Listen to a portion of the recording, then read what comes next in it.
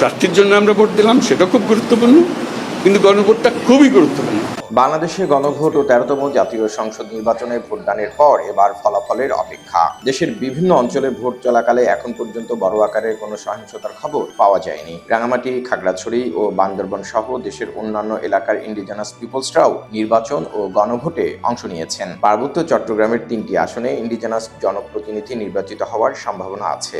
হিকোবা I টালিসবা মিংলাবা কলংখা জুজু নমস্কার। Indigenous express চ্যানেলে স্বাগত জানাচ্ছি, আমি মান্দেরি কস্তা।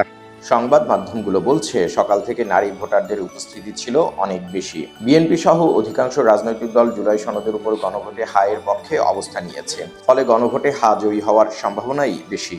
জুলাই সনদের মোট 84টি সংস্কার প্রস্তাবের মধ্যে 48টি হলো সংবিধান সংক্রান্ত।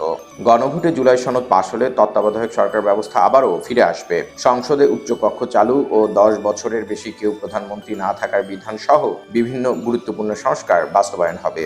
নির্বাচনের আগে বেশিরভাগ জরিপই বিএনপির 2/3 বেশি আসনে জয়ী হওয়ার আভাস দিয়েছে।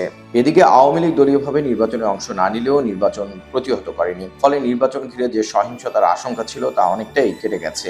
এটি বাংলাদেশের রাজনীতির জন্য একটি ইতিবাচক দিক। আন্তর্জাতিকভাবেও এবারের নির্বাচন ও গণভোটকে বেশ গুরুত্বের সাথে দেখা হচ্ছে। গণভোটের ফলাফলই বলে দেবে ভবিষ্যতে বাংলাদেশের রূপরেখা কেমন হবে। বাংলাদেশ কি আবারও স্বৈরাচারী কাঠামোয় ফিরে যাবে, নাকি উদার ও শক্তিশালী গণতন্ত্রের পথে হাঁটবে?